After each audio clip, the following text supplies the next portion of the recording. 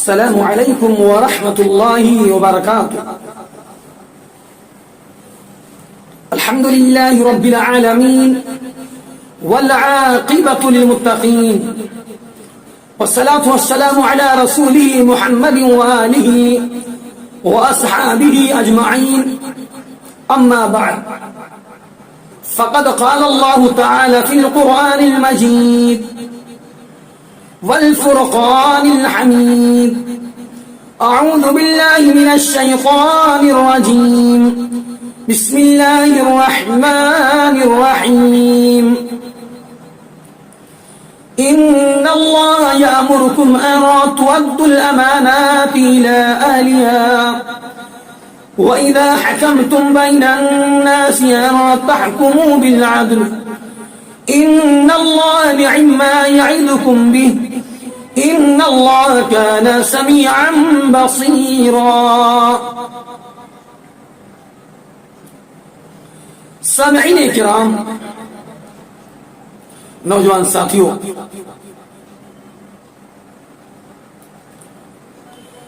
تمام طرح کی حمد و ثنا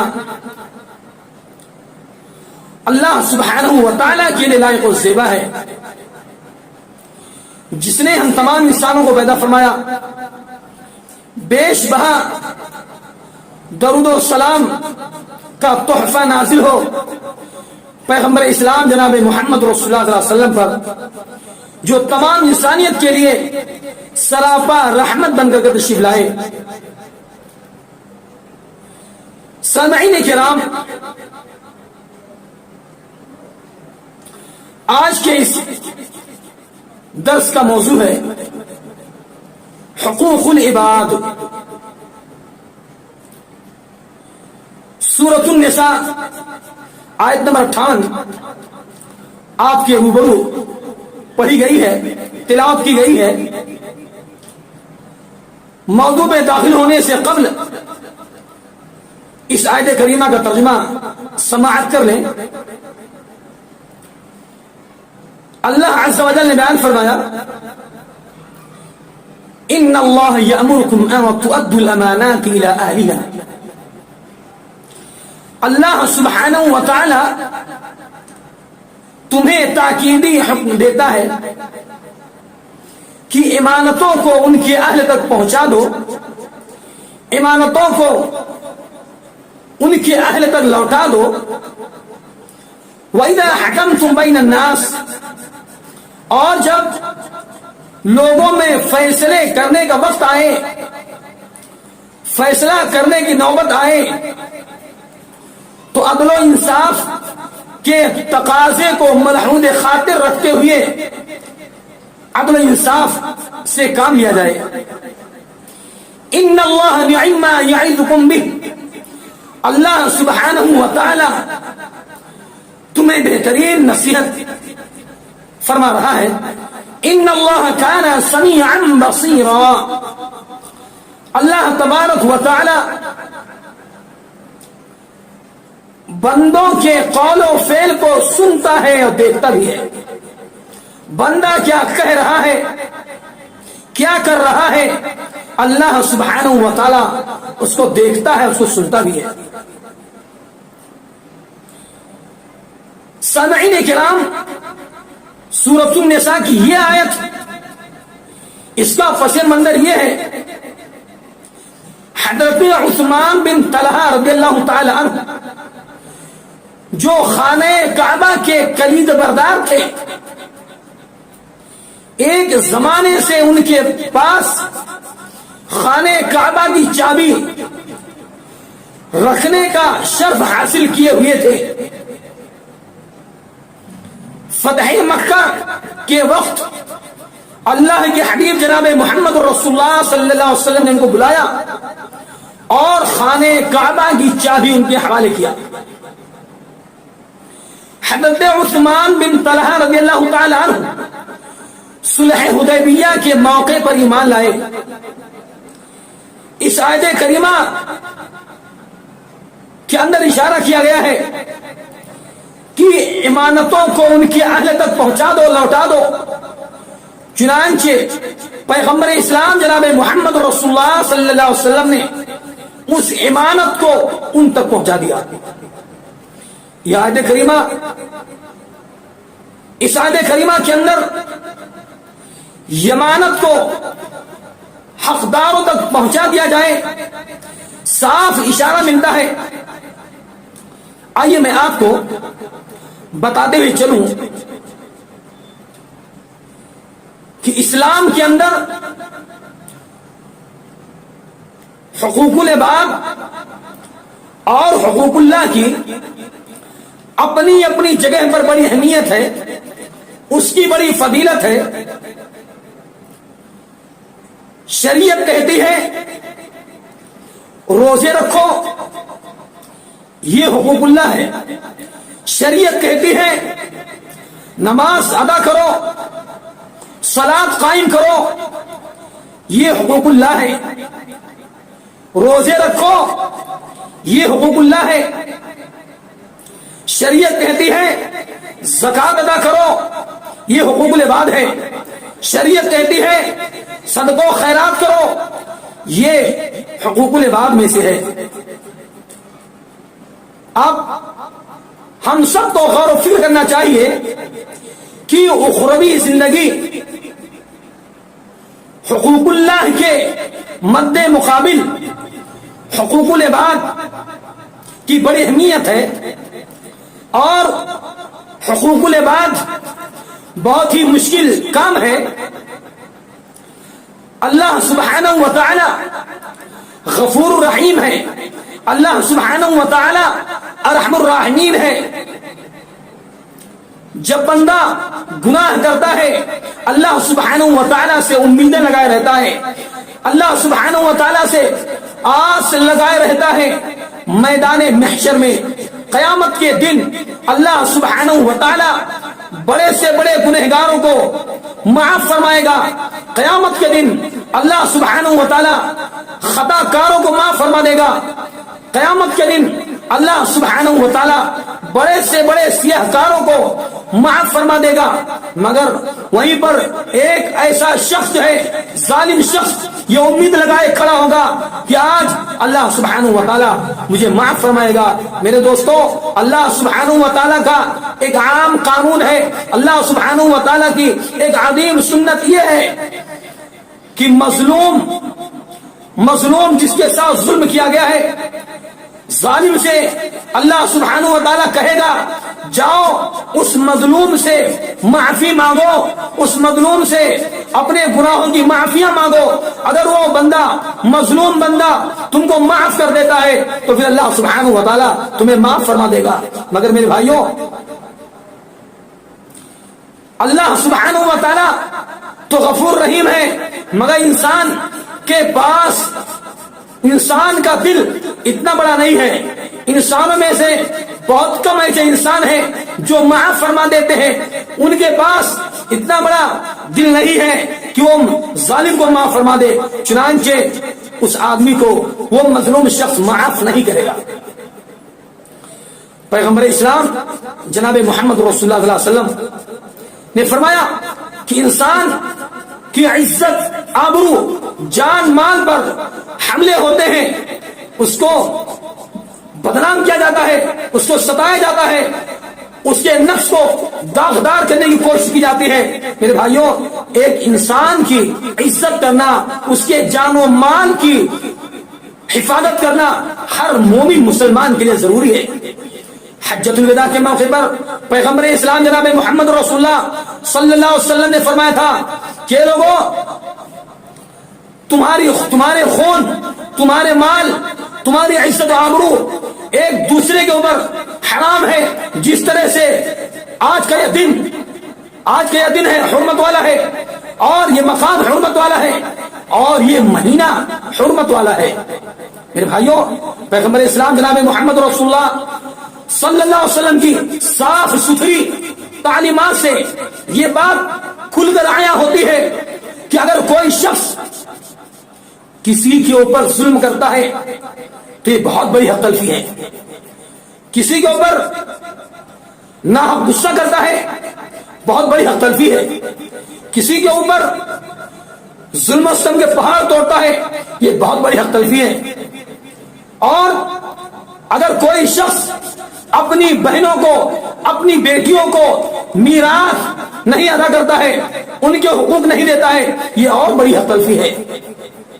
اللہ کے حبیب جناب محمد رسول اللہ صلی اللہ علیہ وسلم نے فرمایا, ایک موقع پر صحابہ کرام نے پوچھا, اپنے سوال کیا, کیا میرے صحابہ یہ بتاؤ, اتدرون من المفلس, کیا میرے صحابہ بتاؤ مفلس کون شخص ہے؟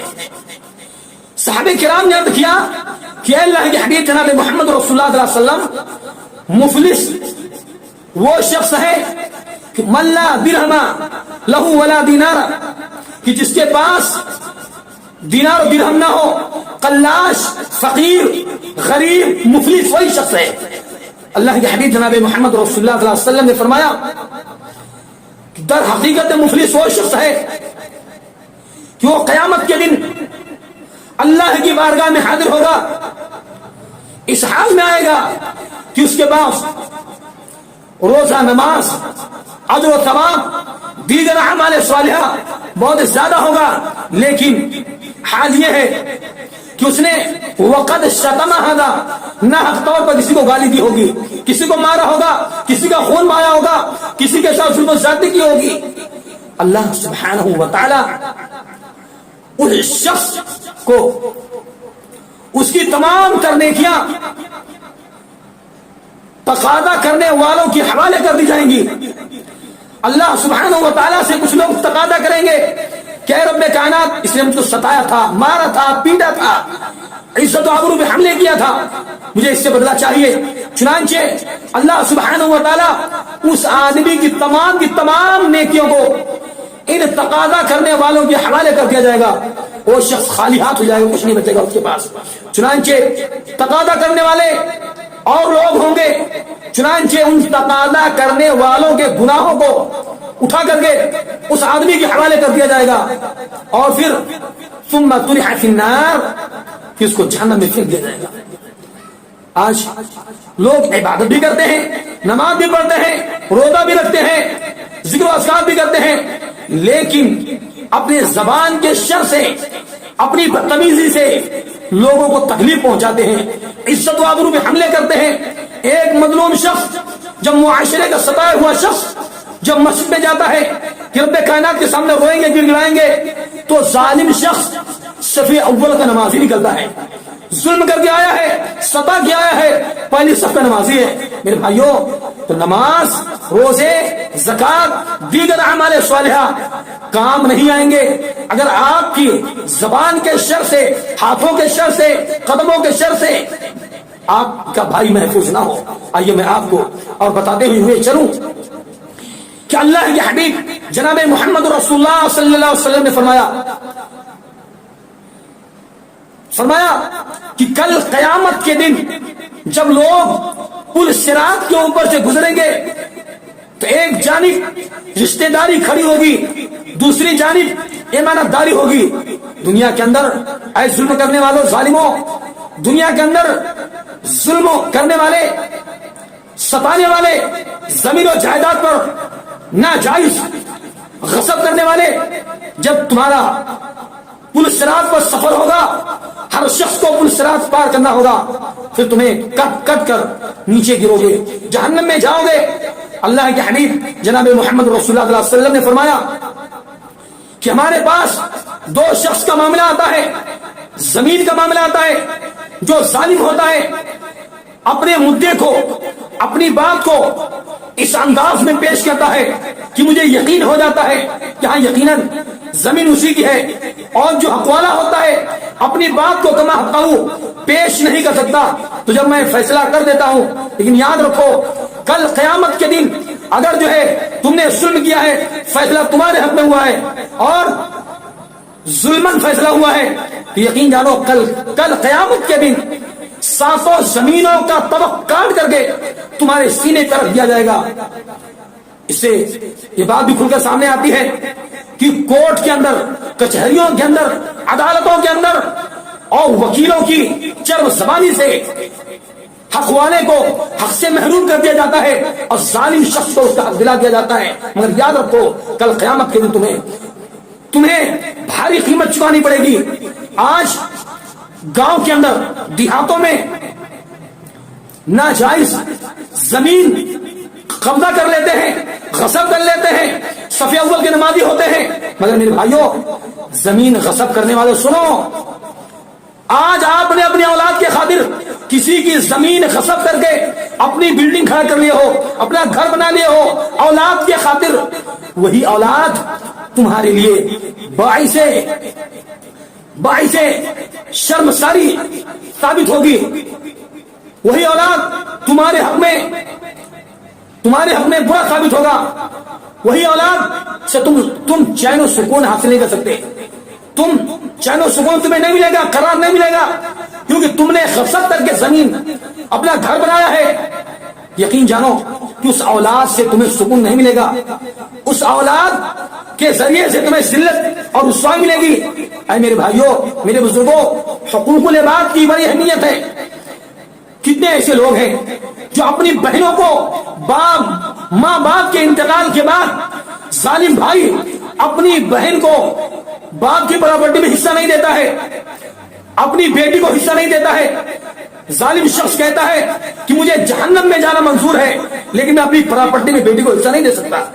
اللہ سبحانہ و تعالیٰ کے ہاں تمہارا کیا انجام ہوگا, تمہاری کیا حالت ہوگی. میرے بھائیوں, تجزیہ کرنے کی ضرورت ہے, محاسبہ کرنے کی ضرورت ہے. اور اللہ کے حبیب جناب محمد رسول اللہ صلی اللہ علیہ وسلم فرماتے ہیں کہ کل قیامت کے دن اگر کوئی سینگ والی بکری بے سینگ والی بکری کو ضرب لگائی ہوگی, ماری ہوگی ناحق طور پر, تو اللہ سبحانہ و تعالیٰ اس سینگ والی بکری سے بے سینگ والی بکری کو بدلہ دلائے گا, انتقام دلائے گا. یہ جانوروں کا حال ہے. کہ میرے بھائیوں, اگر آپ کسی کی زمین غصب کرتے ہیں, پراپرٹی غصب کرتے ہیں, جھوٹ بول کے بینک بیلنس کو لوٹ لیتے ہیں, یقین جانیے کہ آپ کے لیے ہلاکت ہے, تباہی ہے, بربادی ہے. اور جن عالموں پر جھوٹے کیس لگائے جاتے ہیں, جن علماء کو ستایا جاتا ہے, جن ائمہ کو ستایا جاتا ہے, ایسے درشتیوں کے لیے بھی سبق آموز نصیحت ہے کہ کل قیامت کے دن آپ جو ہے اللہ کی بارگاہ میں کھڑے ہوں گے اور آپ کو اللہ سبحانہ و تعالیٰ کے سوالوں کا جواب دینا پڑے گا. آپ نے دنیا میں ظلم کیا ہے, آپ نے دنیا میں علماء کو رسوا کیا ہے, آپ نے پریشان کیا ہے. یاد رکھو میرے بھائیوں, علماء کی آہو بقا, علماء کی آہو فغا رائے گا نہیں جائیں گی.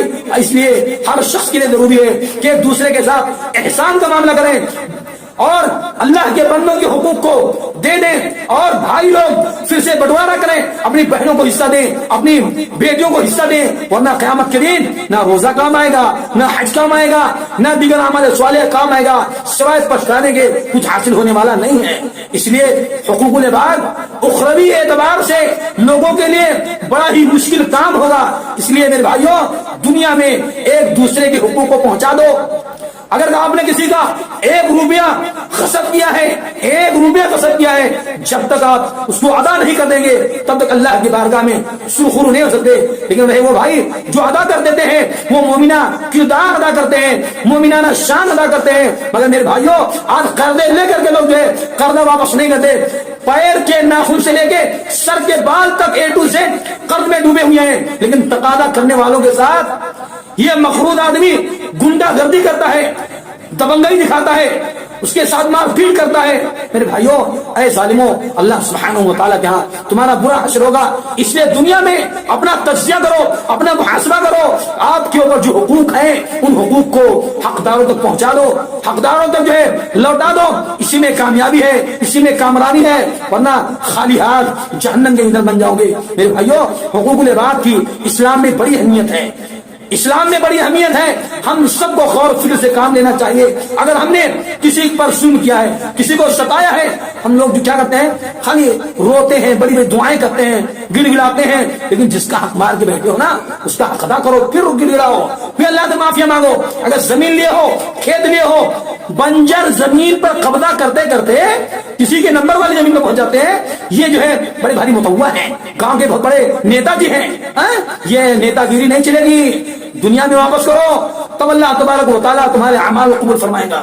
اس لیے ضرورت میرے بھائیوں ہم سب کو اپنا اپنا محاسبہ کرنے کی, اپنی تجزیہ کرنے کی ضرورت ہے. اللہ سے ہم دعا کرتے ہیں کہ اللہ تبارک و تعالیٰ ہم سب کو ایک دوسرے کے حقوق کو اچھی طرح سے ادا کرنے کی توفیق عطا فرمائے. آمین. اللہ سبحانہ و تعالیٰ ہم سب کو صراط مستقیم پر چلنے کی توفیق عطا فرمائے. آمین. وآخر دعوانا الحمد للہ رب العالمین. والسلام علیکم ورحمۃ اللہ وبرکاتہ.